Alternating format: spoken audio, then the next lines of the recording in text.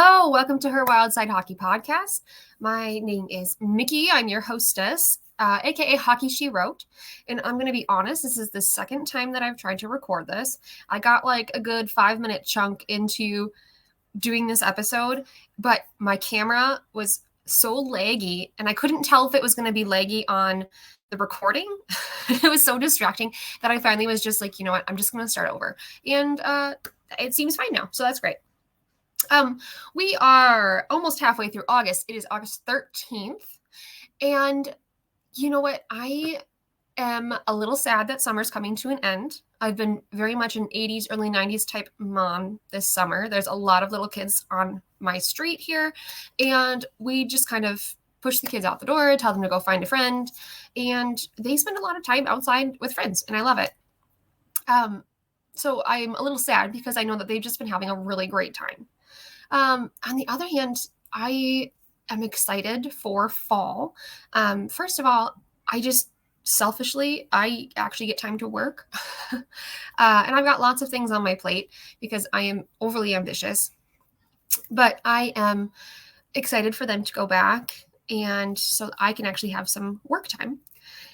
And I have to say, though, the weather this week, I'm going to knock on wood. My desk is actually from IKEA, so it's probably more particle board, but you know what? It counts. And say that the weather we've been having here in Minnesota the past week is exactly how I want summer to be. Between like 70 and 82. Beautiful. You know, sometimes it's a little steamy. Sometimes it rains. That's fine. I don't care. But it's felt so long without hockey. Because as Minnesota Wild fans, we've been really spoiled to be able to just assume we make the playoffs every year. Because for a very long time, we just have. We can't get past the first round, but at least the playoffs have just always kind of been a given. So this year was very much a reality check on that. And it's felt very strange to not have that extra, week, 2 weeks of hockey. I mean, the offseason has just been so long. And that's not to say that I haven't watched hockey, because I watched all the Stanley Cup playoffs. I watched the Men's World Championships. I watched the Beauty League every week. My son has hockey practice 3 Sundays a month. And then, in amongst that is the draft and free agency. And there's been plenty of hockey in my life, so don't get me wrong. But it feels like training camp is just around the corner. I feel like it starts somewhere around September 20th or something. That might be totally off, but I'm spitballing. And it feels so soon.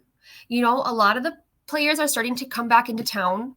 Jared Spurgeon hosts captain's practices. I know a lot of, I know Kuznetsov came back a couple weeks ago. I think Rossi's back or will be soon. Liam Ogren has been here most of the summer. I mean, it's just, it's great to see them start to come back because then it feels like it's so much closer. So I'm going to give you a little preview of the things I'm going to talk about because like I said, it's just, there's kind of not a lot going on in the hockey world. There is and there isn't. First of all, I'm going to talk about Max Zuccarello and his all-star game that he hosts every year for his charity. And then you have to stick around to the end because the last segment that I'm going to do is a very large segment on the wedding of the summer in the hockey world, which was the wedding of Connor McDavid and Lauren Kyle. We are going to chit-chat about dresses, about events, about all sorts of things. And if you are watching on the video, I will also have pictures. So, if you are listening to this and you want to switch over to YouTube, or you just listen to it all the way through and then, you can just go find it on YouTube and, maybe I can just cut out that chunk. I'll have to ask my editor. I don't know how to do that. We'll figure it out. Anyway, the very first thing that I'm going to do before we go on is I am going to put on my little Ticketmaster QR code. As always, I'm just throwing out there that if you are purchasing tickets to any sort of cultural event, any sports, any arts festivals, any concerts, anything, we just asked, it would be really cool if you used our QR code or the link in the show notes to do that. And now, after I bring my face back, Oh, I did something bad. Okay, no, it wasn't bad. I have like these really like professional overlays now, but like I kind of forget. See, like there we go. I kind of forgot how to get back to it. Moving on. So Matt Zuccarello has been hosting this all-star game. Apparently this is the 10th year. Like, so this is like a bigger deal than it usually is. And what he does is he invites a bunch of friends from the NHL to play on a team against stars of the EHL, which is, I looked this up, excuse my Norwegian, the Elite Hockey Ligaen. I'm just assuming that that's how it's said. But the Elite Hockey Ligaen, which is the Norwegian professional league. And they play in the Olympic hockey stadium from when the Olympics were in Norway. And apparently it is the 30th anniversary of when they were in Lillehammer. I hope I said that right. I'm pretty sure I did. It doesn't look that difficult to pronounce. But I do think it's really, really cool. They're making a really big deal of this year. Like I said, they have like a fan fest. They've got the game, but they also have like a skills competition they're doing the night before. They have got like a boxing match or something, and like concerts, and like just it's like a big deal. And part of the ticket cost for every ticket goes towards his foundation, which his foundation is just working to make sure that all children are able to participate in sports, kind of helping lower the cost so that they can be active and try sports, which I think is such a great cause. And I can, I see him sharing things like on Instagram all the time of the camps that his foundation puts on or that kind of stuff. So it is really cool that he does that. And I've been looking everywhere to see if it is being streamed somewhere. I cannot find anything about it. I'm going to assume it's not being streamed, but I'm going to keep looking. And obviously I will share information if I find it, because so far for NHL, and there are like a bunch other, but we've got Joel Eriksson Ek is going to be there, Matt Boldy, Brock Faber, Marcus Johansson, Jonas Brodin, Philip Gustafsson, Kevin Fiala, like he's like all his buddies. I think it's absolutely like even cooler that both Faber and Boldy are flying to Norway specifically for this. I mean, I'm assuming they'll also do like a little vacay kind of a thing, but just the idea that like the rest of the guys are in Sweden. That's not that far away. Well, Fiala's not, but the other handful are. But to come from America for that, I think is really cool and kind of goes towards what I always say about how we love the Minnesota Wild boys because the Minnesota Wild boys love each other. They really do feel like such a tight group. So that is really cool. I'm hoping I can find it somewhere on a live stream or even after the fact, because gosh, Norway is 7 hours ahead of Central Time, something like that. I can hear my children screaming outside, and I'm going to ignore it, and I'm going to hope it's nothing. Oh, it sounded like a good yell. So we're good. So before I get into the McDavid wedding coverage that we have been waiting for, I am going to play a very quick ESPN Plus ad read. So if you could just stick around for 1 minute there we go. And listen, I'll be right back with some incredible details of the wedding. Thank you for watching the show. If you enjoy our podcast and want to support the show, consider signing up for ESPN Plus via our link at insidetherink.com/ESPN or scan the QR code on your screen now. I have ESPN Plus, and I personally love all the college sports, UFC, MLB, and NHL games all across ESPN platforms. Over 1,000 out-of-market NHL games are on ESPN Plus every year. Make sure you hit the QR code or go to insidetherink.com/ESPN to make sure you don't miss out on any of this year's NHL action. And if that wasn't enough for you, ESPN Plus is currently offering a bundle of ESPN Plus, Disney Plus, and Hulu for $14.99 a month.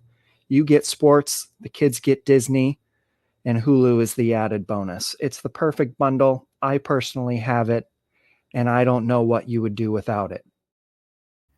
Welcome back. Thank you for sitting through the ad read as always. And I have 3 different slides of photos that we are going to work our way through. Now, you'll have to stick with me for just a little bit because I wrote all of the notes And then I was like, hey, I should add pictures. But like the pictures I put kind of in a different order. So just hold with me. First of all, obviously this is the wedding of the summer for the hockey world, just because they are the biggest names when you think of outside of the world of hockey. Because, you know, remember back to, they had that whole spread about their new house, the house that had like barely any furniture and was kind of stark and barren, but I'm assuming that was just for the magazine. So this is going to be the biggest wedding until next summer when Leon Draisaitl and Celeste Hardians get married, because they are besties with the McDavids. So I am going to put, here is slide 1. So the first picture, we have got Lauren in, I'm going to say, I love this dress of hers. I love it. So they had a rehearsal dinner on the first day. This whole wedding took 4 days. And actually, like, it was 4 separate events. And they even, before, it took 10 days to set everything up before the wedding. This is an event. This is a thing.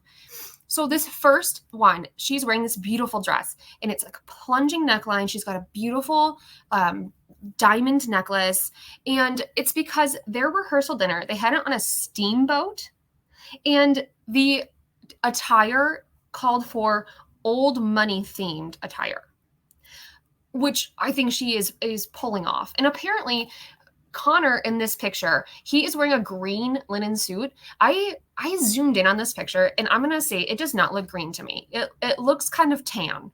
So I don't like, but there was no other pictures of him in a suit that looked greener. So I don't know what kind of green this is, but it also has a striped tie. Like I like it. I like it.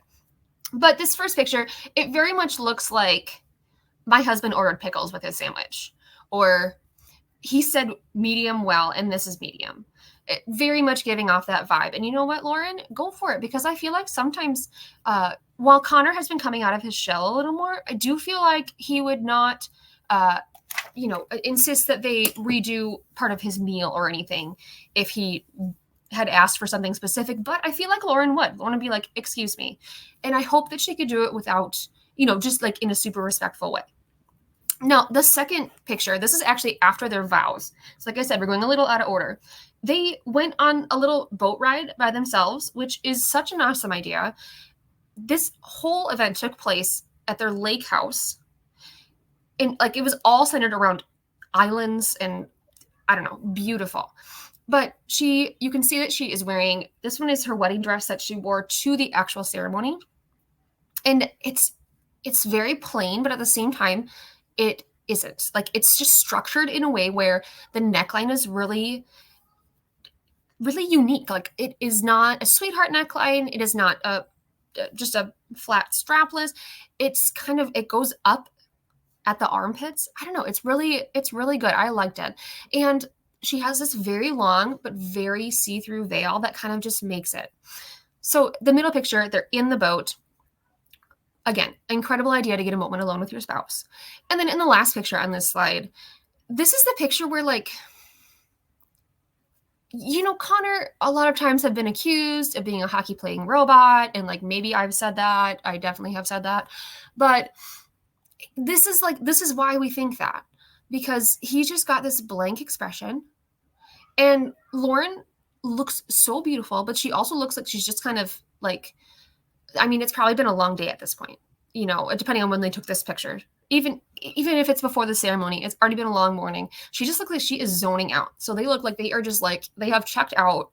They're just mentally preparing themselves for the 10 gajillion other events that they have for this wedding. So we're going to go to this next slide. Now, first of all, there is this overhead picture, and it shows they've got this gigantic house, of course, on an island. And they actually built a giant floating dock to hold not only kind of this little, it looks like a little space where you would have your cocktail hour. There's a couple like umbrella stands. It's kind of almost like a little waiting area. And then it extends out into the water for where they're sitting for the ceremony.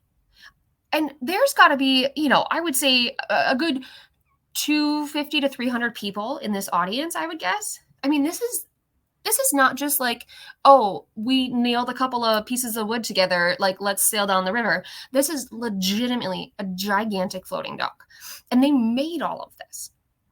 It just blows my mind that people can do this. Not only people can do this, but like that they can just be like, oh, hi, it doesn't matter what the cost. Like we can pay you whatever you want. This is my vision.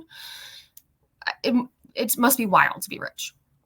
So I have another picture in the middle that just kind of shows her wedding dress again. It's actually a really cute picture. Connor is facing away, or like she's coming up behind him for a first look photo. That's what I'm trying to say. And this kind of shows what he wears for the wedding. So as a man, of course, he only gets like 2 outfits, whereas she gets like 5. But it is a nice, just custom tuxedo, bow tie, all the good stuff. And then you can see kind of a full length picture of Lauren's dress. But so after, I'm getting my notes here. I made notes, you guys. So after the ceremony on the floating dock, then they have a cocktail hour and dinner. And she wears this gorgeous form-fitting, I don't even know. It's almost like a beige tan color, but it's got all of these sequins and they look like ivy. And she was like, I wanted it to reflect all the wildlife around the space. And she actually said something about how she wanted each event that she's hosting to have its own story and its own feel. And wow, like I wish I had so much money that I could also do that, because that sounds incredible, especially when you don't have to do the work yourself. It's one thing if you're like, yeah, I want my wedding to feel like this, and then like you have to do all the crafts and it's not fun anymore. But to be able to tell people like, here's what I'm thinking, and they do it, and then you're like, wow, this is great. I would love that. And I'm going to hold up here just for a minute because I've still got this picture of their lake house up. Apparently, so this is where Connor actually proposed to Lauren. But so in the article I'm reading, I'm really confused. Here she said Connor was playing their favorite song, Only Love by Ben Howard, on guitar, and he proposed. Okay, does that mean that Connor was playing it on his guitar? Because then I Googled and I was like, does Connor McDavid play an instrument? And he actually, like, not that long ago answered a question that was like, I don't play any instruments. So I'm assuming they mean that they had a recording of this artist playing it on guitar while they proposed. Like, it's written in such a weird way. Because at first I was like, oh, that's so cool. I didn't know that McDavid played guitar. But like, I don't think he does. I think they just phrased it in like a super, super weird way. All right, so I've got one more little thing. I'm looking to make sure that I didn't forget anything. So here we have a couple of interesting photos. Now this one in the middle is what Lauren wore to the welcome dinner. Now here's the thing. Day 1, everyone gets there. That's like part of the wedding rehearsal dinner. Day 2, all the rest of the guests come for the welcome dinner. And then day 3 is when they have wedding ceremony, cocktail hour, dinner, and an after party. And then like I know the 4th day they were still there like doing a bunch of things. That's when they were like jumping into the water in their bathing suits. Whoever follows them on social media will know what I'm talking about. But so this middle picture is what she wore to the welcome dinner. And from what I could tell, it's almost like a strapless white leotard with a sheer dress over it. Like, I don't know how I feel about it. I don't hate it. It's a really interesting choice. I mean, I have to give it to Lauren Kyle for being willing to like take risks, because she did, but like I think they paid off. So, and you know what? If I had to sit and pick 5 different dresses for my wedding week, I would try and be a little unique too, First, we're going to talk about the last dress in her wardrobe, which she wore to the after party, because apparently you're supposed to have an after party after your like dance, which I did not. My after party was we rode the little minibus back to the hotel, and then I took 60 million bobby pins out of my hair, and then I fell asleep. But she's wearing this little mini dress, and it's hard to tell in this picture, but it's actually like an ice blue. So she was using that as like her something blue, something old, something new, something borrowed, something blue. But there is this really interesting story in the magazine where they originally were looking for some like vintage dress that had been on the runway, like Kate Moss had worn it, and they called all over the place, and they were looking and they were looking and they couldn't find it. So then they had this other dressmaker make kind of, I don't think it's an exact like replica, but like a similar dress. And then like 2 weeks before the wedding, she gets a call that like, hey, we found it. So I really respect what she did. She wore the original one just for kind of like coming into the after party pictures. And then she changed out of it just to make sure that it stays safe. And then she put on kind of her similar replica dress. But there's one other thing that I want to talk about. And that is the idea. I feel like if some people that listen this is going to come so out of left field for you that you're not even going to know what you're listening to. There have been this idea on social media that the McDavids and then Leon Draisaitl and his girlfriend are in a polycule. Now they're definitely in a platonic one. Like, I'm going to say that because you tell me why there's a picture of Lauren and Celeste. So they're besties, right? And it's like Celeste has her hand on Lauren's thigh, showing off her engagement ring. And then Lauren has her hand on top of it, showing off her ring. But it kind of looks like we're at a wedding where they married each other and they're showing their rings from each other. Like, it's this very strange vibe. Like, I love my best friend. Her name is Amanda. I love her so much. We did not take a picture like this at my wedding. I don't think we even took anything close to this. It's just it's a very unique thing. I get like, okay, because this, from what I can tell, this was in Vogue Australia. It's like such a random thing, but it was. And I'm sure that maybe they were like, let's show off your ring, Lauren. But like, I find it a little weird that she was like, sure, but I also want to show off my bestie's ring. Like, we're in this together. So some people have joked that Lauren and Celeste got married this summer, and then Connor and Leon are getting married at the Draisaitl wedding next summer. I do think it's hilarious. Obviously, this is a joke, right? This is a joke. Sometimes they are just like weirdly obsessed with each other and like dependent on each other. It just feels like they are always together. Like they come as a foursome. They do not come as two separate couples, which also goes into the last picture on my little slide here, where Connor and Leon are picking up Lauren in her mini dress, which is like really kind of that's bold. You got to watch out if you're wearing a mini dress. So hopefully this has been informative for those of you who are not on the vibes side of Twitter that I am. And I am going to leave it there. So until next time, when hopefully I will have more hockey to talk about, we will see. We're scraping the bottom of the barrel here, folks. So anyway, everyone out there, you have a great day, and I will see you all soon.